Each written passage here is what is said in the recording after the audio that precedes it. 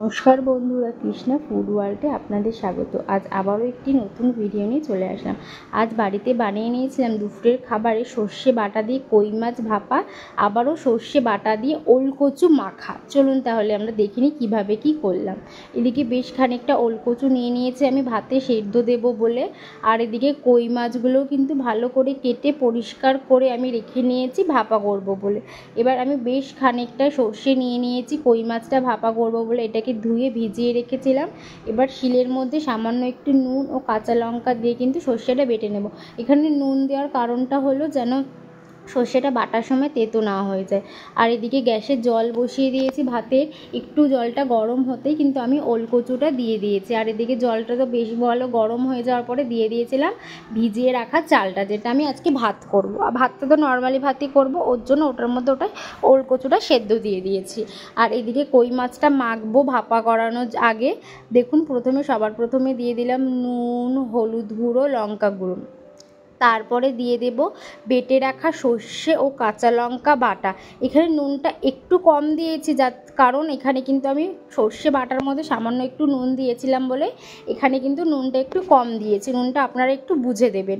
এবার সামান্য তেল দিয়ে দিলাম, এখানে প্রায় 5 চামচ তেল দিয়ে দিয়েছি। তেলটা কিন্তু এখানে একটু বেশিই লাগবে, কারণ এই ভাপার জন্য কিন্তু জল বেশি ব্যবহার হবে না, সেক্ষেত্রে কিন্তু এখানে তেলের পরিমাণটা একটু বেশি লাগবে। তেলটা দিয়ে দেওয়ার পরে কিন্তু কই মাছগুলো খুব ভালো করে মশলার সাথে মাখিয়ে নেব, যেন খুব ভালো করে মশলার সাথে মিশে যায় মাছটা। আর তারপরে এর মধ্যে দিয়ে দেব 3টে কাঁচা লঙ্কা চিড়ে আমি দিয়ে দিচ্ছি। দিয়ে কিন্তু এবার এই কাঁচা লঙ্কাগুলোও কিন্তু মশলার সাথে একটু মেখে নেব, যেন কাঁচা লঙ্কার মধ্যে মশলাটা যায়, আর মশলার সাথে যেন কাঁচা লঙ্কার একটা গন্ধ যেটা আছে সেটাও যেন মিশে যায়। এবার এটা যেই কড়াইতে বসাবো সেই কড়াইয়ের মধ্যে কিন্তু মাছ আর মশলাগুলো দিয়ে দিচ্ছি। তারপরে এবার যে পাত্রে আমি মাছটা মেখেছিলাম সেই পাত্রে সামান্য কিছু জল দিয়ে সেই মশলাটা ধুয়ে নেব, বাটির ধুয়ে কিন্তু সেই জলটা দিয়ে দেব। এবার গ্যাসটা একদম একটু বাড়িয়ে দিতে হবে, এখন মাঝারি একটু ফ্লেমে দিয়ে ঢাকা দিয়ে রাখতে হবে বেশ 5 মিনিট। তারপরে কিন্তু গ্যাসের ফ্লেমটা একদম কমিয়ে দিতে হবে।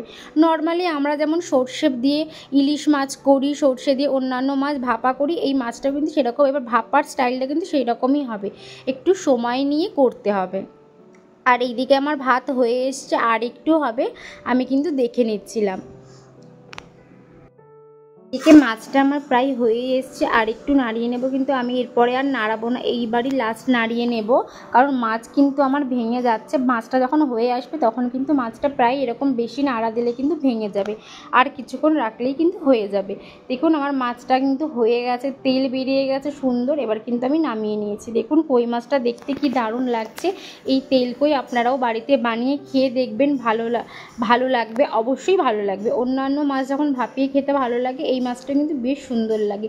এটা কিন্তু বেশ তেলকইয়ের মতনই খেতে। চলুন তাহলে, মাছ তো হয়ে গেল, এবার ওলকচুটা বাটাটা তৈরি করি। ওদিকে ভাত হয়ে গেছিলো, আমি ভাত উবুর দিয়ে দিয়েছি। এবার এইদিকে আরও 2 চামচ সর্ষে নিয়ে নিয়েছি, সাথে 4টে কাঁচা লঙ্কা নিয়ে নিয়েছি, নিয়ে কিন্তু খুব ভালো করে বেটে নেব কাঁচা লঙ্কা ও সর্ষেটা। এটা কিন্তু আমি ওলকচু মাখবো বলেই কিন্তু এই সর্ষেটা আমি বাটছি। দেখুন আমার সর্ষেটা বাটা কমপ্লিট। এবার ভাতের মধ্যে থেকে কিন্তু আমি ওলকচুটা বার করে নেব। এবার ওলকচুটা বার করে কিন্তু মেখে ফেলবো। দেখুন ওলকচুটা বার করে ভাতের থেকে আমি সব ভাতগুলো বার করে নিয়েছি থালার থেকে, নিয়ে কিন্তু বেশ খানিকটা নুন, আবারও একটু কাঁচা লঙ্কা দিয়ে দিয়েছি। ওলকচুটা না একটু এটা হবে একটু ঝাল ঝাল মতো খেতে হবে, সেক্ষেত্রে আমি আবারও 2টো কাঁচা লঙ্কা ভালো করে ডলে নিচ্ছি। এবার কিন্তু ওলকচুগুলো হাত দিয়ে ভালো করে মিশিয়ে নেব, মানে হাত দিয়ে নরম করে নেব, যেটাকে মেখে নেওয়া বলে, সেরকম করে মেখে নেব। মেখে নেওয়ার পরে কিন্তু এবার এর মধ্যে দিয়ে দেব যে আগে থেকে বেটে রাখা সর্ষেটা, সেই সর্ষেটা কিন্তু এবার দিয়ে দেব, আর সাথে দেব বেশ খানিকটা সর্ষের তেল।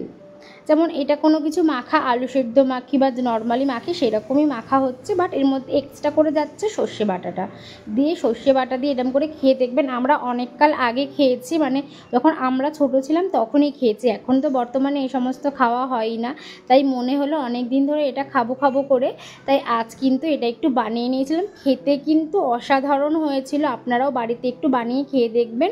মা ঠাকুমাদেরকে একটু, বাড়িতে ঠাকুমা মা ঠাকুমা আছে তাদেরকে জিজ্ঞেস করবে করবেন তারাও কিন্তু জানে এই খাবারটা কিভাবে খেতে হয়। তো এই ভিডিওটা যদি আপনাদের ভালো লেগে থাকে ভিডিওটা কিন্তু একদমই স্কিপ করবেন না, পুরোটা দেখবেন। আর ভিডিওটা ভালো লাগলে লাইক কমেন্ট শেয়ার কিন্তু অবশ্যই করবেন। দেখুন আমার মাখা কিন্তু কমপ্লিট। এবার এর সাথে কিন্তু গরম গরম ভাত সার্ভ করে নিতে হবে, একদম কিন্তু জমে যাবে খাওয়াটা। আর আজকের ভিডিওটা তাহলে এখানেই শেষ করি। আমার ভিডিওটা ভালো লাগলে like comment share and subscribe করতে কিন্তু একদমই ভুলবেন না।